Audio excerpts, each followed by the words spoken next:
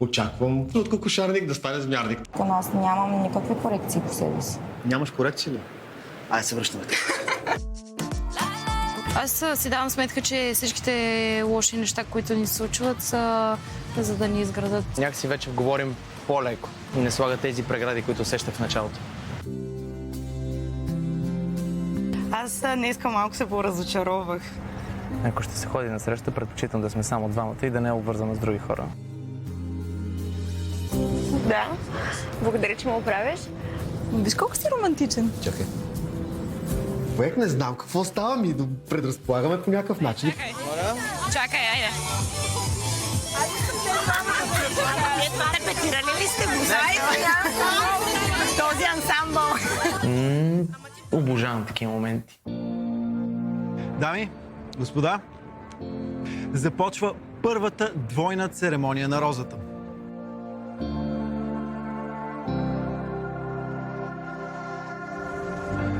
Яна, Персияна, съжалявам, че трябва да ви изпратя толкова рано. Сигурен съм, че голямата ви любов ви очаква.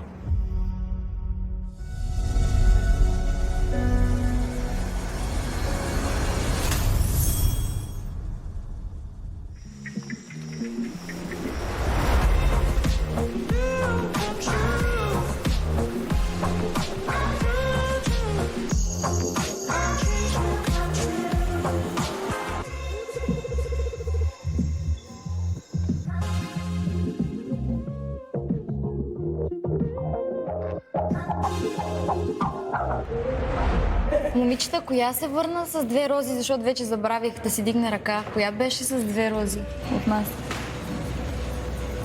Окей, вие как мислите? Розите имат ли двузначност при някой, примерно с цел малко по-така друга насоченост любовна, а пък към други да е по-приятелска? Аз мисля, че трябва да чуваме какво ни казват, когато ни дават розите, защото в моят случай, нали, ако гледаме само приемането, даването на розата като жест, това е романтика, ама братленце, нали. А някоя от дамите, която получи втора роза, почувства ли нещо повече от, примерно както при Ана Мария, по-приятелски жест? Аз, честно да ви кажа, малко съм объркана реално каква е причината. Виктор ми каза, ще приемеш ли тази роза, искам да я дам на теб и аз исках да го питам защо, нали, но се почувствах неловко в тази ситуация, но я приех, защото искам да го опозная все пак това момче. Ние не се познаваме дори нито с него толкова, нито с Мартин. Как интерпретирам розите? При някои момичета, например при Ана Мария, ясно се заяви, че е чисто приятелски, докато това, което разбрах от Ели, например, е, че той и дава роза, защото погледите никога не лъжат. Това нещо го интерпретирам малко по-различно от приятелски. Поред мен определено има значение втората роза. За мен той иска да ви опознае чисто като жени, а не ви ги дава, защото сте му приятелки. При всички положения е комплимент, нали, независимо. Възможно, да. Ще видим. Комплимент, ама според тебе, честно ли е пък спрямо Мартин да приемаш, да кажем в твоя случай, ако е било, нали, романтична роза и от Мартин и от Виктор, не е ли малко кофти спрямо Мартин това? Ами аз не мога да определя дали е била романтична на този етап. Мен, той е рано ми хареса това, което каза Виктор. Той какво каза? Той каза, че сме си говорили само общи приказки, но му харесва енергията, която е осветила. Това е достатъчно. Да. Мисля, че не е много поредно от момичета, които до вчера са се заявявали, че те са твърди в позицията си за това, кой искат. Изведнъж на коктейла, когато им се предложи втора роза, те да я приемат, защото тогава малко отиваме в случая с маймунката и двата клона, дето сме се хванали, ама за две рози, нали, държим, да не изпуснем, да сме си сигурни, че ще сме тук. В случая аз направих своя избор още в началото, тъй като аз не мога да приемам рози от двама мъже. И затова дадах ясно Виктор да разбере, че аз съм тук само единствено заради Мартин.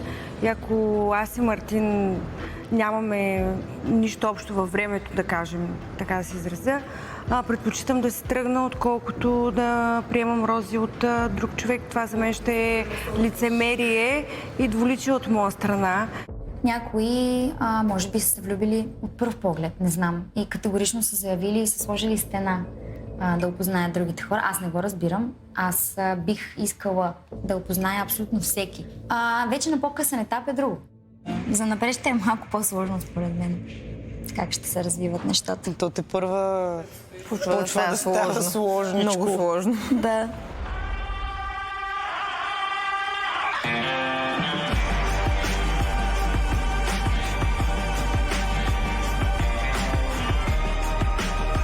Изведнъж идва на ум и започва да вкарва напрежение.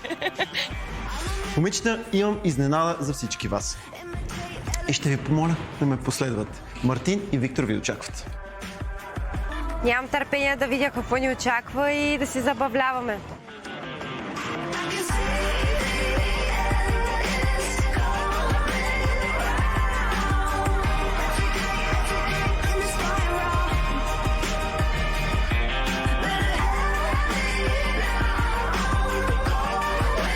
Дами, господа, време е да се върнем хилядолетия назад. Назад във времето, когато мъжът е бил преди всичко войн и стрелец. Такава е природата на мъжете. Любовта не е състезание, но вниманието на една жена се печели преди да се превърне в любов. Момичета, сигурен съм, че няма да откажете да накараме нашите ергени да се потрудят за вниманието ви още малко повече. Като стрелят с лък по мишени. Това ще е интересна битка, стрелба с лък. Господа, състезанието между вас ще бъде такова, каквото е било и преди 1000 години. Победителят взима по-доброто. Победителите в днешно време водят жените си на море в Малдивите, а загубилите дори не ходят на море. Горе-долу същото ще се случи и днес, защото по-добрият старец от Виктор и Мартин ще вдигне във въздуха с хеликоптер момичето, което покани за среща. А загубилият ще заведе момичето, което избере, просто във ферма за плодове. Веднага в главата ми изникна, че на Мартин няма как да му отива да ходи на ферма. На него вече му писна от йоги и такива неща, така че хеликоптера си е 100% неговото нещо. Момчета, чуйте какви са условията на състезанието. Всеки от вас ще има по 3 стрели, с които ще стреля по мишената. Този, който има повече точки след стрелбата си, е победител. Имате малко време да потренирате, а тези жени, които желаят да бъдат вашата муза и стимул и вдъхновение, нека да го направят така, както могат. След малко ще ви чакам пред мишените. Чудесно!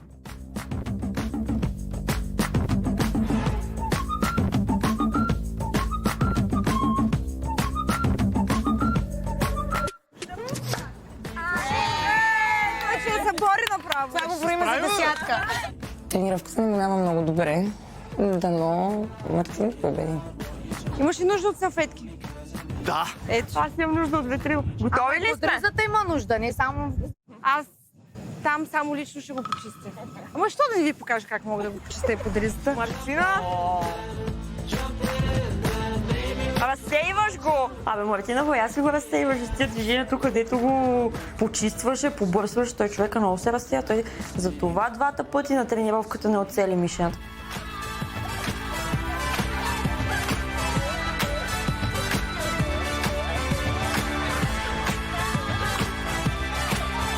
Ти стрелял ли си преди или не? Не, веднъж стрелях. С лък става въпрос. Една штора го отнесе. Голямо влажно. Помниш ли ми се? излезе. Има опит. Стойка нещо помниш ли или не? Горе-долу. Добре, я да видим колко можеш. Дай Застаних стойка първо и ще го нагласим по стойката. Така. Събличи се. Да ти е по-удобно. Не, наистина, дай, съблича. О, добре. Оля, почна се съблича. Облечи си ризата, бе! Човек просто се съблече, то не може за първи път да се съблича пред нас. Ние вече свикнахме на тази гледка. Изправи лагата. Викторе, стягай се. Ти си спортист. Май няма да има хеликоптер. Ами, той май при вас няма да има. Ще има. Мога ви кажа, че ние нашия Мартин си го харесваме и на земята с чашка и плодове. И с дрехи също. При мене беше сложна битка, брат ми срещу мъжа ми, нямаше как просто. Господа, състезанието между вас е време да започне. Кой ще стреля първи? Айде аз. Умелия в живота. Айде аз. Добре, Мартин, заповядай. Ай, Марто! Мартинките сме за тебе! Мартинките сме тези, които сме дошли за Мартин, наистина. Той има още мартинки, ама те се притесняват да се разкрият.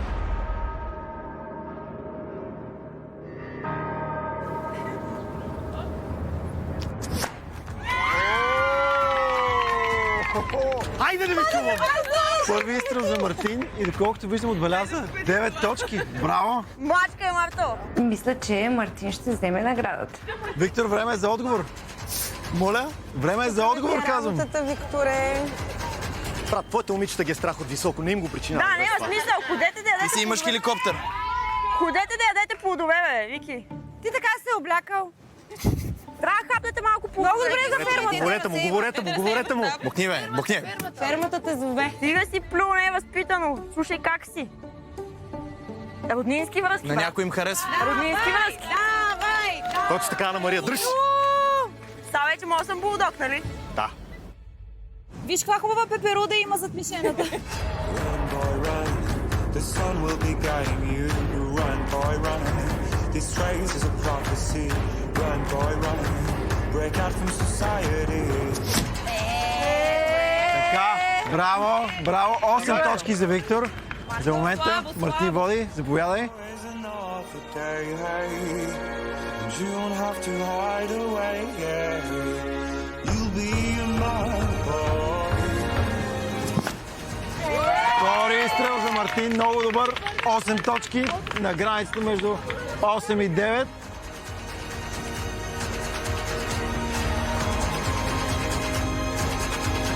Докоснало е жълтото, значи не знам, трябва да се бори за жълто. Щом го е докоснал, значи се брои.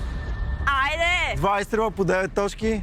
Виктор, заповядай. Брат, това тяло се прави с плодова диета. Да. Дай да идеш да видиш малко плодовете. Моля ти се. Шампанското ще ти развали плочките, ти не пиеш, няма смисъл. Още.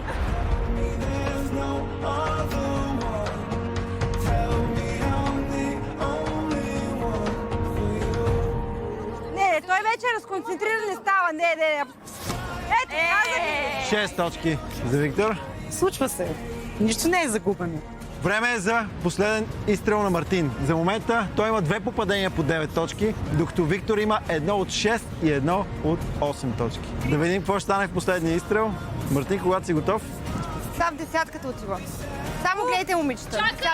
Чакай!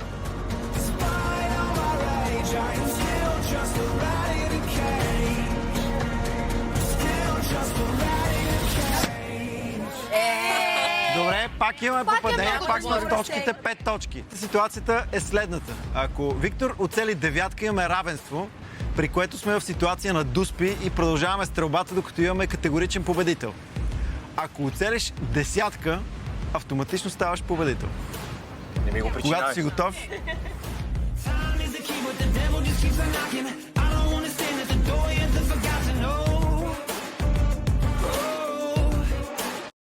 Нескафе 3 в 1 Creamy Latte с плътен млечен вкус. Увеличи удоволствието от кафе изживяването си.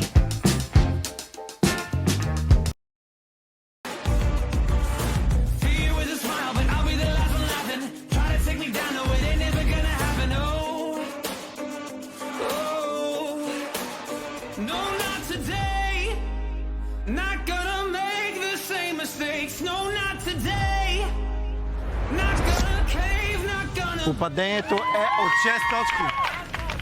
Което, дами и господа, имаме победител в първото състезание между вашите ергени в този сезон. Мартин, ти победи и сега си богат и в това състезание.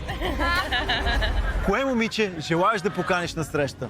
Да я качиш на хеликоптер, да я заведеш до място, където ще плувате с костенурки, а накрая да вечеряте романтично на прекрасно място? Може и аз да съм. Защо да не съм аз? Сега веднага ли трябва да кажа? Нямам ли малко време да си помисля? Имаш ли нужда от време да си помислиш? Ами... Хеликоптера ще тръгне, давай.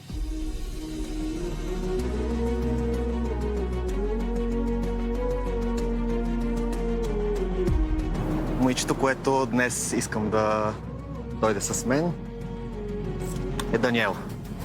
Даниела? Очертава се приятен ден за теб. Да, много. Разбира се. Щастлива съм от неговия избор. Радвам се, че той усеща моята енергия и че си поема мъжката инициатива така, както трябва. Ние сме предвидели всички опасности, но за да разсеем всички съмнения, направили сме застраховка в Болерон, която може да бъде направена лесно онлайн в сайта на Болерон. Супер, много благодаря. Естествено, че не ми стана готино, но пък още не ми е взета короната. Виктор, ти загуби и срещата ти с момичето, което поканиш сега, ще бъде много по-скромна, но пък истинската любов няма нужда от лукс, а от съвсем други неща. Така че всички искаме да знаем името на момичето, с което желаш да изкажеш днешния ден. Момичето, което искам да взема с мен на среща днес, при плодовете, Любомира. Любомира! Добре, Любомира, ти също отиваш на среща днес. Дълго чакана среща. Най-накрая стана факт. Много се радвам. Дами, господа, време е да продължите остатъка от деня, както ръката на вашите ергени определи. Довиждане. Марто не спираше да се оплаква как неговите срещи били по-така скучни спрямо моите. Ето сега малко размяна.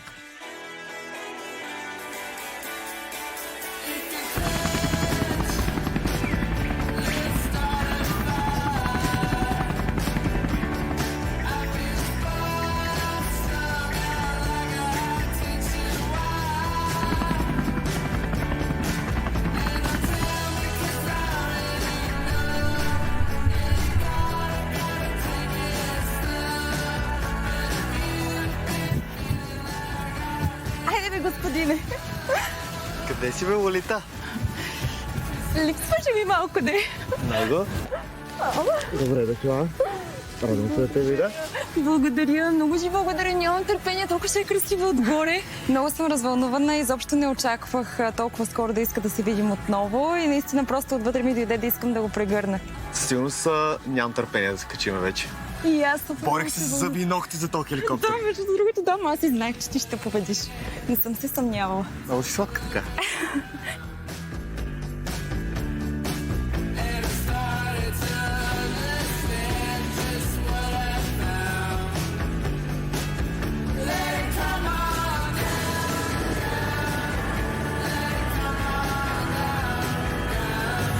Къде тръгна, бе?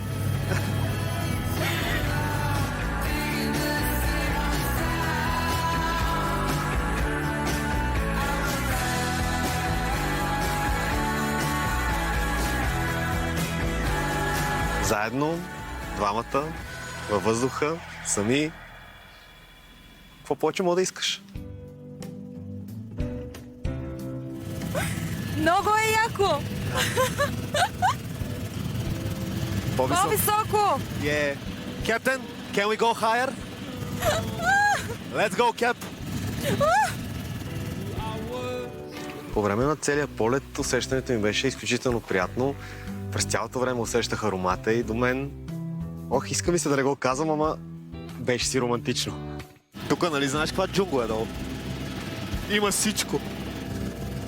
Да няма да ме изхвърляш тук. Не. Ще си те пазя за сега. За сега, нали?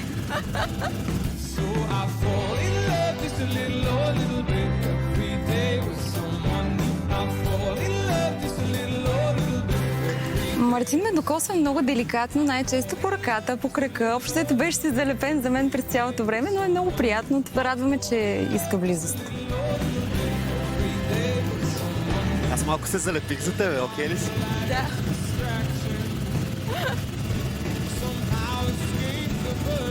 Много е яко. Ей, там може да си направим имение. Ма ще купиме имота 50-50, нали? Моля, няма шанс. Трябва да влезеш нещо в партия, бе. С присъствие. Пак изядох дървото. Че явно има симпатия, явно има тръпка, явно има химия, явно всичко върви по план, точно както трябва. Купувам си тук едно място и почваме да отглеждаме марихуана. И ги убиваме.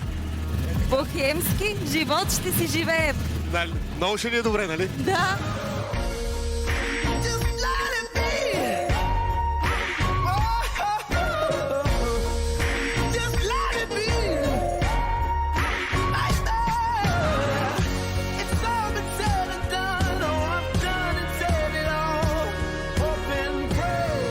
Много е красиво. Да, много е. Не повече от мен, ама все пак. Миран!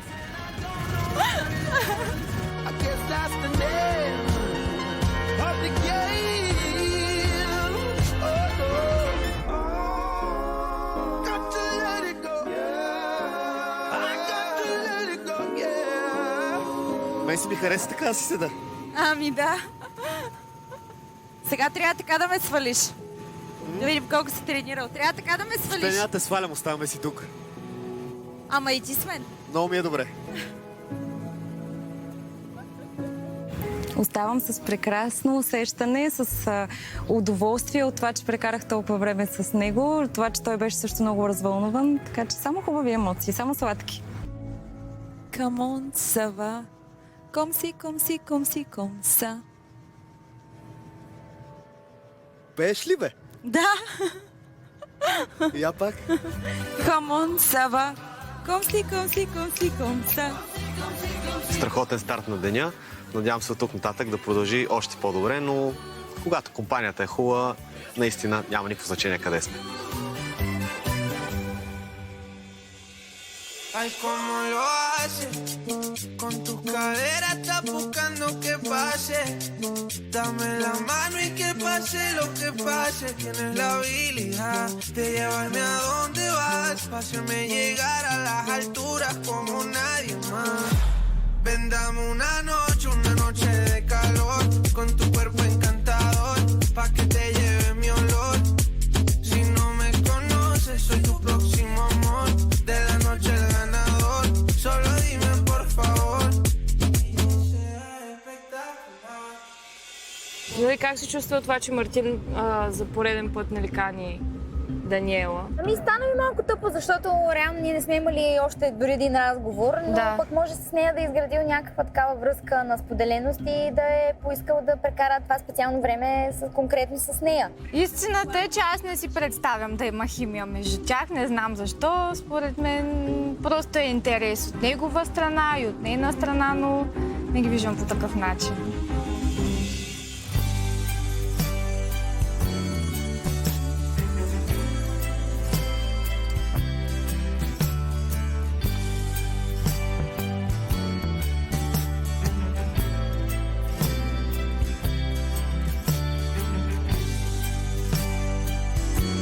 Ние с Любомира няма да бъдем на хеликоптер, няма да бъдем в океана, но пък може би имаме нужда от това.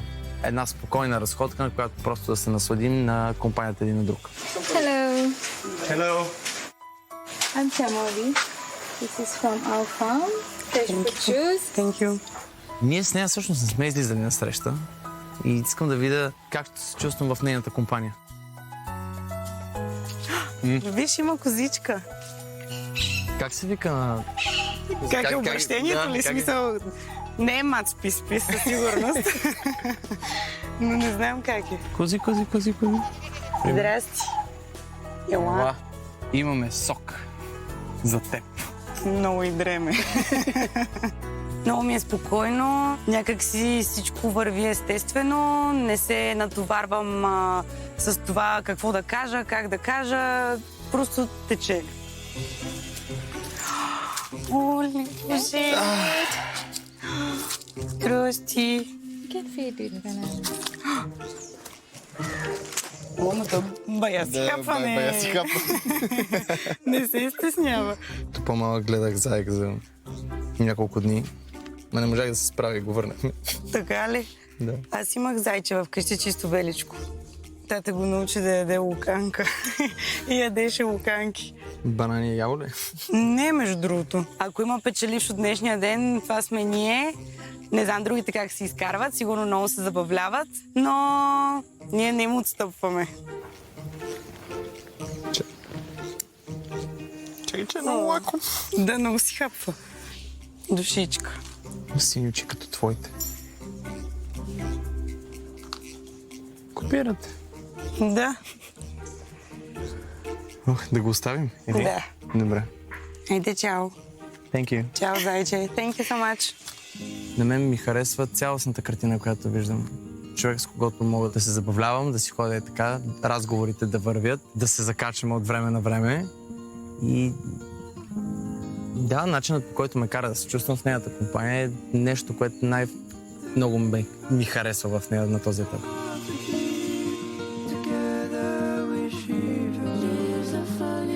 Усещам го като човек, който все едно съм познавала много време и с който много лесно ми тече комуникацията.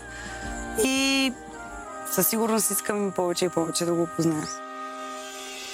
Преди малко спомена, че майка ти гледа животните. Да. А къде е бащината фигура? Ами, майка ми и баща ми са разделени. Разделиха се, когато бях 8-ми клас. И всъщност ние с брат ми останахме да живееме при майка ми. Аз ти споменах, че аз съм имала период, в който не съм общувала много с баща си. След което всъщност по-бившият ми приятел, понеже неговия баща е починал, докато той е бил малък, ми каза, нали, какви са тия глупости. В крайна сметка баща ти е тук и е жив и нали, защо ти не желаеш да комуникираш с него. И ме накара да се замисля и започнах да комуникирам пак с баща си. Аз даже работих при него няколко години в неговата фабрика, като аз бях директор на производството. И мога да кажа, че последните години си станахме супер близки. Това е един от хората, на които най-много разчитам в моя живот и всъщност супер много се радвам, че си оправихме отношенията. Да в тази връзка пък, нали, бих искала да те питам, понеже и ти ми сподели за твоя баща. Ние не си общуваме 3 години. За мен причината е сблъсък на характери. Просто много се отдалечихме с времето, което не общувахме и нямахме нормална връзка между баща и син. А те са разделени с майка? Те са разделени, да. Като бях на 7, се разделиха. О, ти си бил много мъничък. Да, аз бях много малък. В началото не го разбирах. Трудно го приемах. И... цял живот го чувствах, сякаш нищо, което правя, не е достатъчно. А ти всъщност си искал по някакъв начин, като че ли да го впечатлиш, да го зарадваш, да го накараш да се гордее. Да, вниманието му търсих. Да. Той може да не го усетил така, но... Разбирам те, може би... Да. Ето, нещо лично. Прекарай един ден с мен и изцяло обновената градска легенда Нисан Кашкай.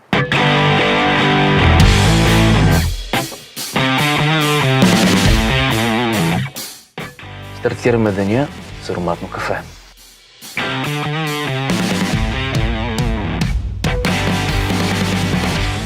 С малко мляко без захар. Нисан Кашкай предлага пълна интеграция с вашия Google акаунт и поддържа до 5 индивидуални профила в любимите ви приложения, настройки на автомобила и маршрути в Google Maps. Уникалната за Nissan технология e-Power ви позволява да шофирате електрически автомобил, без да се притеснявате за пробега. Бензиновият двигател зарежда батерията, а електромоторът задвижва колелата. Това позволява икономичен разход и моментално ускорение. Спортно-елегантният и смел дизайн на Кашкай е перфектното допълнение към модерния и динамичен човек. Нисан Кашкай. Модерен, електрифициран и свързан с твоя свят. Той има 2 други деца. Чувствал съм се така, сякаш към мен се отнася по по-различен начин. И имало е примери, които, нали, са потвърждавали това, което мисля. И оттам вече, нали, това е било кофтито. Разбирам те, смисъл, наистина това е... Здраве да е. В смисъл, оставил съм го назад. Гледам да не задълбочавам. Защото нищо няма да гледа. И да го мисли, да не го мисля, то е каквото е. А ти с другите му деца, нали? Не, когато спрях с него, спрях с тях. Просто не се получаваш. Говорейки на такива теми, история ми се много зряла. В този момент ми се струва даже, че този разговор минава по-добре от който и да е бил до сега, дори този с Русица. Караме да не се притеснявам. Караме да се чувствам свободен и да знам, че каквото и да кажа, то ще бъде прието добре. Искаш да се почувстваш като дете. Да. Там има една страхотна люлка. Аз не бях я забелязала. Сериозно? Да.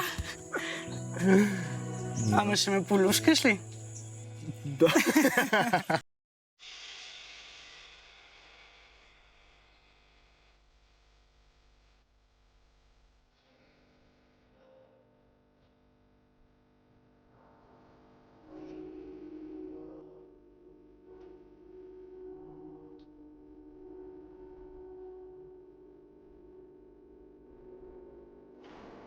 Мартин не знам какво е спечелил. Ако питате мен от цялото това нещо, аз съм спечелил. Да съм на това място с нея е просто най-хубавото нещо, което може да се случи днес.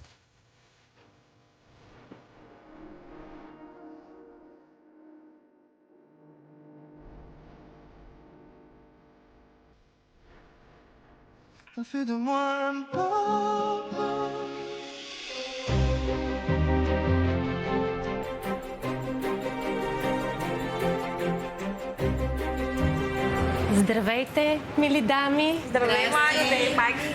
Днес имаме среща една с друга, която усети, че има нужда да споделя за своите емоции, преживявания в темата за любовта и отношенията. Аз съм на ваше разположение като ваш любовен съветник, за да може всяка една да разкрие това, което вълнува сърцето й. Мисля, че присъствието на Маги е много полезно за всяка една от нас и аз бих се възползвала доста често от нейните консултации.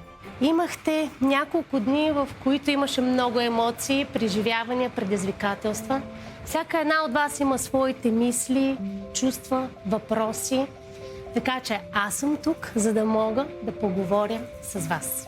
В момента, в който разбрах, че Маги ще работи с нас, както персонално, така и групово, аз бях изключително впечатлена, ентусиазирана и нямам търпение да се консултирам с нея, защото това е безценно.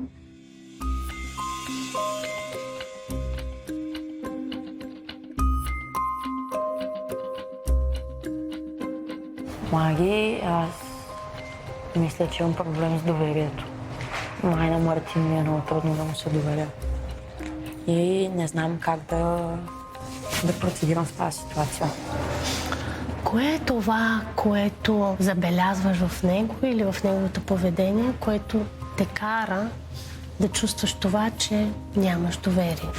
На моменти ми се струва въобще, че не е искрен. Сякаш си слага някакви като бариери нарочно и се спира да изкаже това, което наистина мисли и чувства.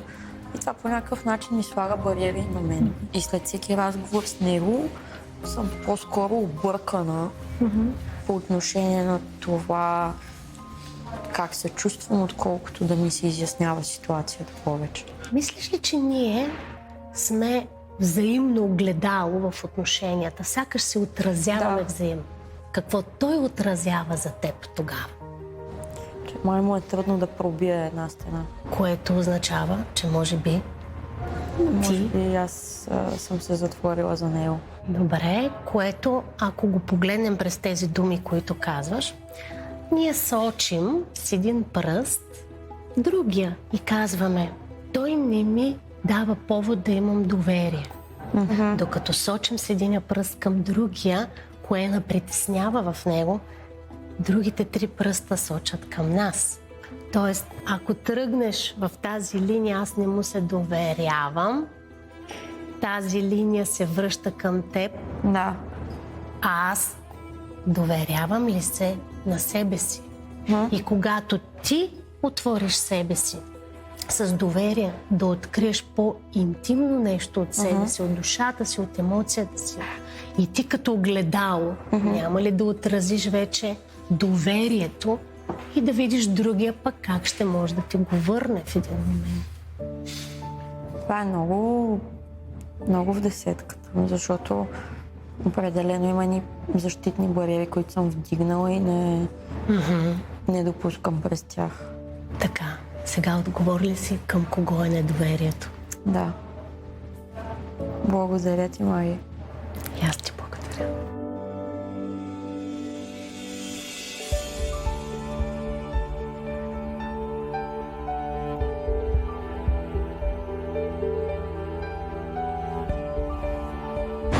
когато става въпрос за взаимоотношения, за опита ми до момента, често се чувствам сякаш нещо липсва в мен, че някой друг да ме приеме на сериозно, напълно и да се чувствам достатъчно оценена. При положение, че знам, че един мъж е способен да се държи с мен и да се нагрижна, но просто явно все не се получава и го обръщам към себе си. Какво ми липсва и какво евентуално е грешно или какво трябва да ми се случи, за да бъда оценена и приета на сигурно. Тоест не успяваш да развиеш по-сериозни, по-дълбоки отношения? От моя страна аз успявам, но все се получава така, че евентуално да се отдръпнат в последствие, когато започнат неща да стават. Другия се отдръпва. Има ли друг важен човек в твоят живот, към който си се чувствала по подобен начин? Да, мислила съм на това и мисля, че там тръгва всичко. Най-близък човек като цяло в моя живот до момента е била майка ми. Нашите авторитети, майка и баща са, аз им казвам, че това са първите любови в нашия живот, първите партньорски отношения, в които ние влизаме. И това, че ти така се чувстваш по отношение на партньорите, може да е една твоя несъзнателна проекция и нещо да прехвърляш и да повтаряш от тази връзка с първите любови в нашия живот. Това не е проблем по отношенията с партньорите и хикс името, а е нещо свързано по друг начин в теб.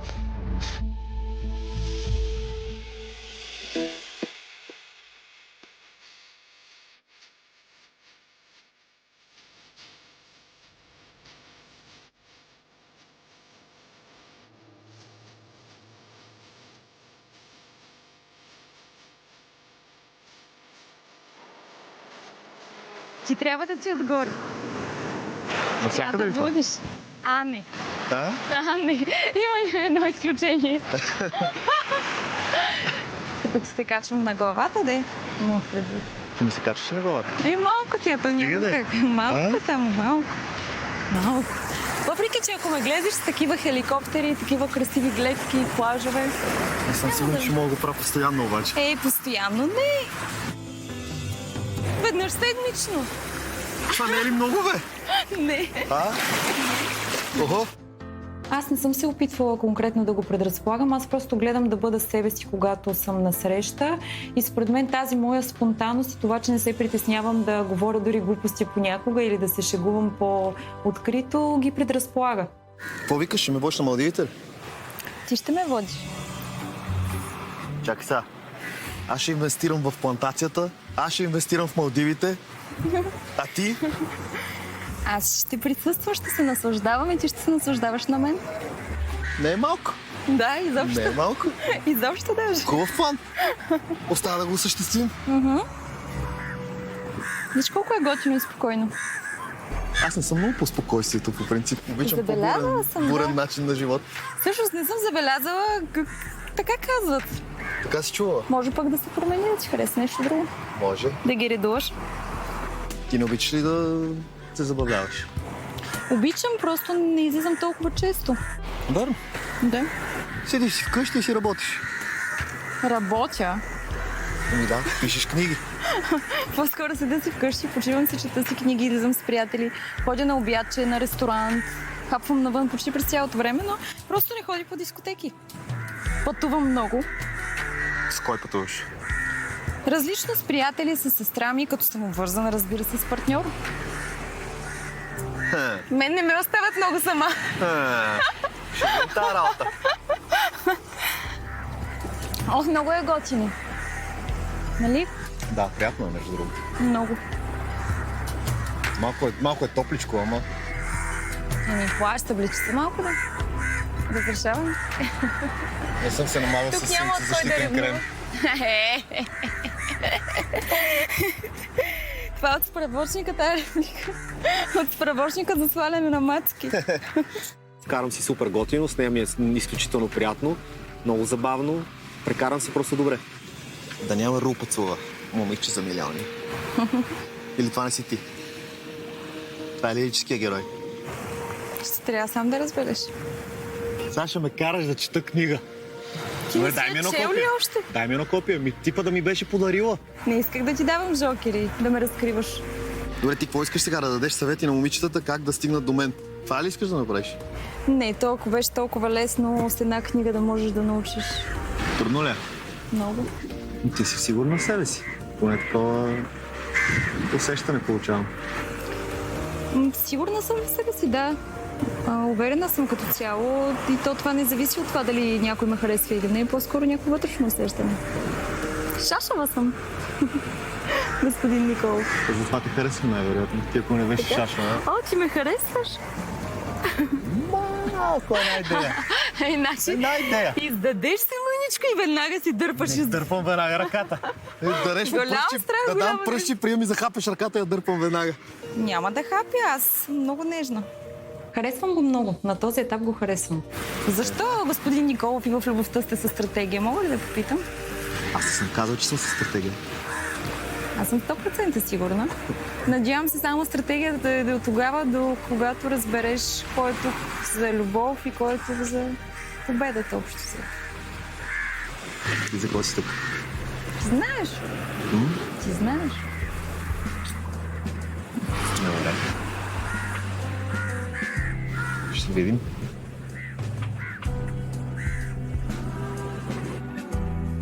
Мисля, че мъжете усещат, когато една жена излъчва поведение на дама и влизат буквално в тази енергия, т.е.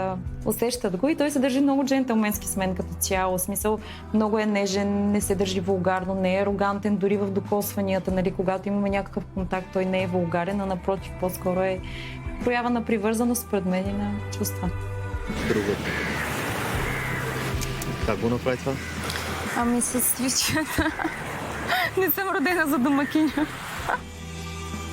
Много държа жена ми, която е вкъщи, да ме глади всяка сутрин, защото искам да са ми пресно изгладени го дрехи такива топли. Ти не би трябвало да Жена ти няма да те глади, ако аз съм жена ти. Но ще има жена, която ще се грижи за тези неща и аз ще се грижа жената да си върши работата добре. Може ли аз да си избера? Ако е над 45 години, да. Какви са ти ограничения? Даже за теб с днешната хирургия май над 50 даже. 50 плюса. Даже една 60-тица най-добре. Не, тогава пък ще е много мързелива, ще трябва да ходя след нея да чистя. Не. Това е старомодното мислене, че мястото на жената е в кухнята. В търсене на баланса и в грижата за най-близките, често се питаме кое е най-доброто за тях. Природата, чиста и неподправена. На нея можеш да вярваш безрезервно. Тя не греши. Девин Изворна. Вярвай на природата. Чуваш Криспи навсякъде? Послушай желанието си. Киндер Криспи. Хрупкава вафла с пълнеж от млечен и какаов крем и млечен шоколад с бисквитени трохи. Новият Киндер Криспи звучи добре, на вкус е страхотно.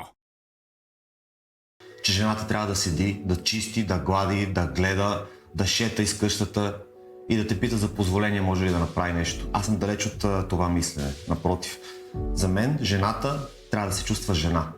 А тя се чувства жена, когато е красива и когато е спокойна. А ако има всички тези задължения, тогава тя няма да бъде женствена. И тогава се губи цялата магия на отношенията между мъжа и жената. А моите задължения какви ще са? Да ме глезиш, да възпитаваш качества в децата, да ги гледаш, когато аз пътувам и на теб не че се пътува. Върни малко, моля. Добре, хайде. Моля. Следното ще го преговорим по-нататък. Моля. Да изкарваш парички, разбира се. Да ни подсигуряваш комфорт. Знаеш кога ще пътуваш някъде и аз ще си седа в София? Знаеш кога? Ама нали не обичаш да пътуваш? Аз Знаеш ли кога? Кога пръдне гугутка? Виждала ли си гугутка да пръди? Нема и да видиш скоро. От сега ти казвам. Нет, друго сравнение може ли да ползваме? Няма да ходиш никъде.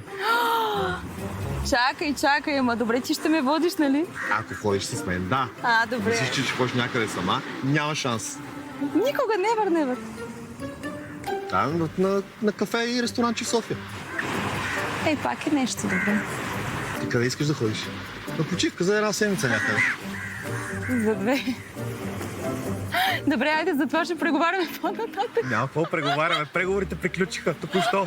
Това бяха преговорите. Добре, искаш ли малко да се поискъпим преди да заформим първия свен скандал пред камера? Заформихме ли го вече? Не.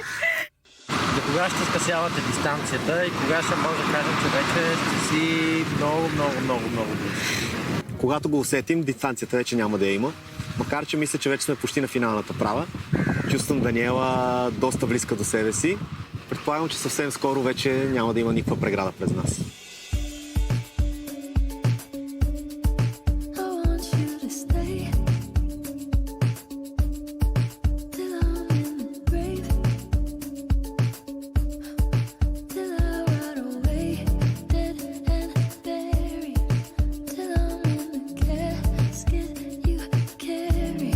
Няма как, когато двамата сме сами в океана, плуваме си, аз съм я гушнал, да не ми мине през акъла да я целуна. Разбира се, че ми мина през акъла, но предпочетох да не го правя, защото съм сигурен, че ще имам много по-добра възможност за това.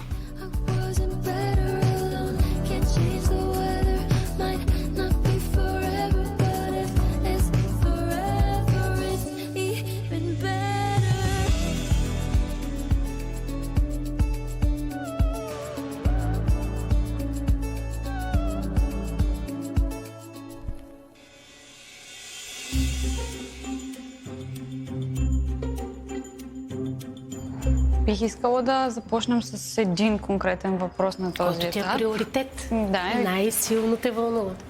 Това е как аз бих могла да разбера по някакъв начин дали Виктор е наистина искрен с мене. Последният разговор, който имахме вчера на груповата среща, той каза, че е отворен към това да ме опознае и че е готов да загърби нашето лошо начало, така мога да го кажа. Същото го доказа и с розата, която получих вчера. В същото време, обаче, аз не съм на 100% сигурна дали той е искрен с това, което е казал. Прави ми впечатление, че използваш на 100% да съм сигурна. Съществува ли такава сигурност в живота? Може би не на 100%. Пътя на любовта е без гаранция. Просто трябва да тръгнем по него. С това мой съвет към теб е: не дей да се задържаш толкова много в мисълта и да се фиксираш в нея.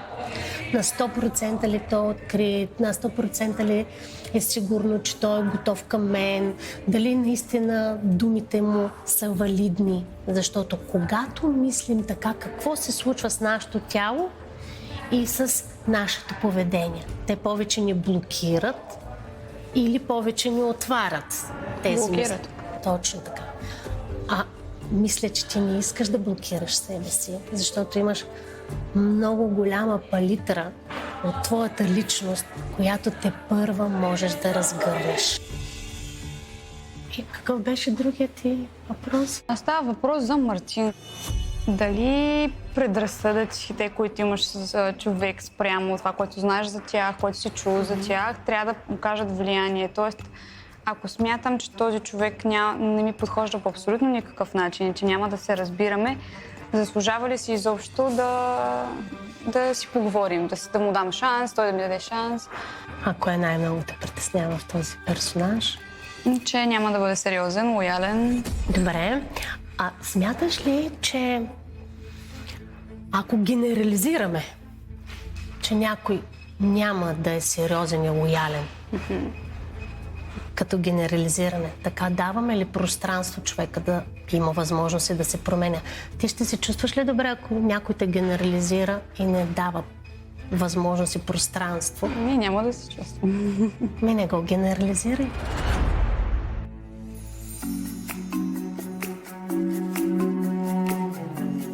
Добре, според теб какъв тип мъж би бил подходящ за мен? По-скоро типа, който е Мартин или този, който е Виктор? А ти към кой тип се чувстваш привлечена? Към Мартин със сигурност, понеже го възприемам като по-силен в сравнение с двамата. Но пък има и недостатъци, които аз също не мога да приема напълно. По-скоро черти на характера. Кои черти на характера забелязваш в него, които те притесняват? Пива си доста. Тази тема се коментира първо в къщата между момичетата и отделно аз съм работила в тази сфера и в заведения, които той посещава често и имам наблюдения. А тогава защо те привлича някой, кой повече? Защото искам някой по-силен от мен със сигурност, а аз съм доста силна, минала съм през много неща и смятам, че Виктор не е по-силен от мен. Аз много държа мъжа до мен, тъй като на мен ми е липсвала такава бащина фигура, на която мога да разчитам през живота си и дали е правилно да искам това от мъжа до мен. Ако ти си разбрала за себе си, че имаш липси в отношенията с твоят баща, и си задържала някаква емоционална рана или нещо недовършено с него, ти можеш подсъзнателно това да го потиснеш без да го преработиш, без да дадеш пространство в някаква лична твоя терапевтична работа. И в един момент несъзнателно ти да проектираш и да търсиш в мъжа или липсващата връзка с твоят баща и да се опиташ все едно да получиш от мъжа това, което не си получила от своят баща. Или да проектираш пак несъзнателно болката или страховете или нарушенията, които си чувствала във връзката и сякаш да повториш несъзнателно пък през връзката с мъжа, връзката с баща ти. Да. Можеш да проектираш страховете и болката, която си имала и да изискваш мъжа да лекува, пак подсъзнателно. Да. Да лекува този страх и болка, а можеш да си позволиш и през мъжа да изразиш гняв или тъга, която си чувствала към баща ти. Да. Помирението с образа на нашите родители е изключително ценен процес.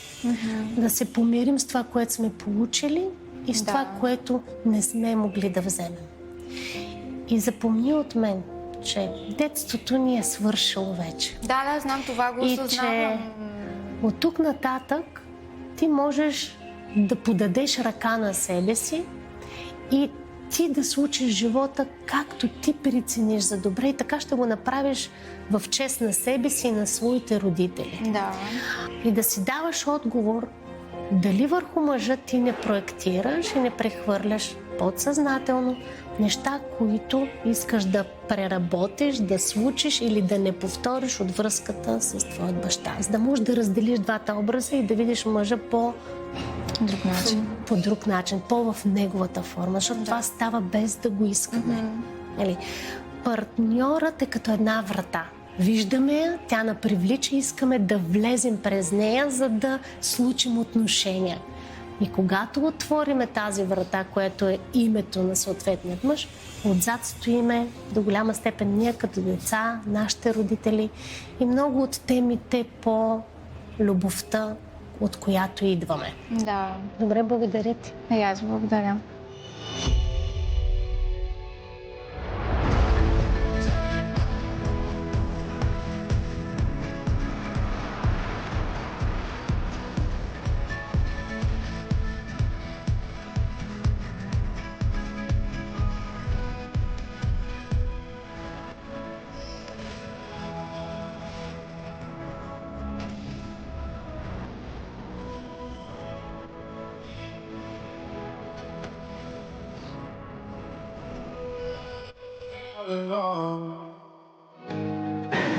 Здраве! Много ти благодаря за тази хубава среща наистина и като цяло за целият ден. Много добре си прекарах.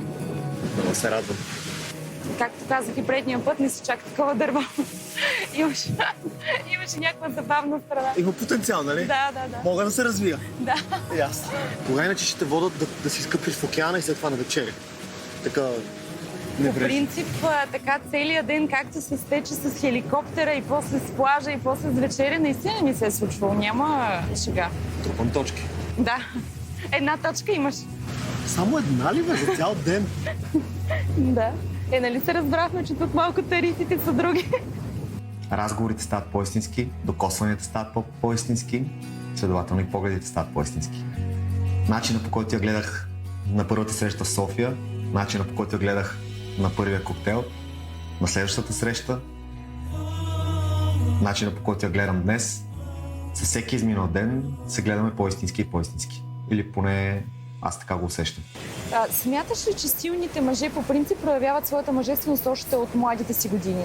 Тоест ти беше бунтар още от малък, да кажем 16, 17, 18 години, започна да се ориентираш и да взимаш самостоятелни решения? Или с времето по-скоро? С времето. Така? Да. А кога започна да проявяваш интерес към това да създаваш някакви бизнеси? Кога разбра, че не искаш да работиш нещо по-рандъм, по-обикновено? Аз винаги съм го знаел. Да, от малък. Винаги съм го знаел. Баща ми много искаше да тръгвам в дебрите на политиката, да градя, да съм начело. Не се чувствам въобще добре там. Въобще. По принцип ще ти отиват лидерските позиции, но ако не се чувстваш добре. Да, ма ти не можеш да отидеш директно на лидерска позиция, нали сещаш? Първо трябва да стартираш някъде, си младши експерт, да те юркат нещо, да бачкаш. Аз... И с твоето его няма как. Добре. Въобще имам проблем с авторитето аз. Не ми се получи много. И след това майка ми има нотариална кантора. И аз работих в нотариус. Бях помощник нотариус почти 3 години. Като идеята беше тя да спре да работи, аз да стана нотариус по заместване и да си държа кантората аз. Не те свърташе пак на едно място. 9 часа в офиса и всеки ден от 9 до 5 в офис. Седях и им казах, викам, хора, ясно ми е вие колко сте се струдили, колко трудно сте постигнали всичко това. В крайна сметка, като имаме сега всичко, което вече сте построили, ако мога така да си кажа, защо трябва да започвам от нулата, като мога да развием някакви други неща? Не, ти трябва да... Абе, тежко беше. И в един момент обаче видяха, че явно няма да станат нещата и просто дигнаха ръце. И ти дадоха свобода. Да. Да решаваш. Те въобще не ми я дадоха, аз сам си изводил. Пак е нещо още по-добре даже. Според мен мъже като Мартин са изградени с представата, че всяка една сантименталност, всяка една чувствителност е по-скоро слабост. И те много трудно говорят за чувства, за детството си, за неща, които са им сантиментални точно. Така че се радвам, че той се е почувствал комфортно да говори за близките си, като цяло за миналото си. Разкажи ми за теб. Как се развива твоя професионален житейски път?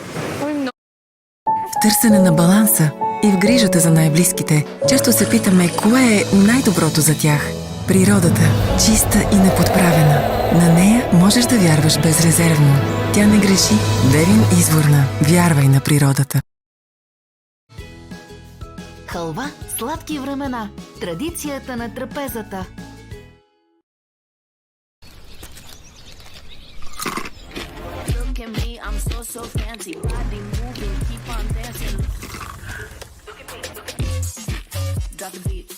Nice Bites. За истински хрупачи. Само в Била. Много добре, много динамично по принцип. Аз малко така обичам рязко да сменям посоките. Много съм доволна от развитието покрай книгата, защото наистина беше много неочаквано като цяло. И много ми харесва с това да се занимавам. Тоест много ми харесва наистина да помагам на жените, много ми харесва да виждам резултатите от работата с тях. Харесват ми отзивите, много ме зареждат. Така че доволна. Има ли много хейтери? Много, да. Особено като кача нещо на тема пари и край. Просто всичко заминава във вятъра. Какво имаш предвид тема пари? Имам предвид, че хората възприемат богат мъж за нещо много лошо. Тоест, ако една жена каже, аз искам богат мъж, това задължително е нещо лошо. Което аз не го разбирам, защото за мен това не означава аз искам богат мъж, но нали който и да е. Тоест, аз със сигурност търся и останалите качества, които този мъж ще притежава, но със сигурност мъж, който има някаква амбиция, някаква посока и има здрава почва под земята си, може да ми даде много по-хубав живот, съответно и на децата ни, може да възпитава в тях качества. Така че парите са свързани с обогатяване, с време за себе си, с хубави неща, с възможност за пътуване, с комфорт и спокойствие. Когато в семейството всичко е подсигурено, любовта може да оцелява много по-добре от там, където битовизмите не са покрити, където няма време за почивка и където няма време, буквално няма възможност, т.е. да си покрием децата за училище, както се казва. Така че парите са много важни, за да се съхрани хармонията и спокойствието в едно семейство.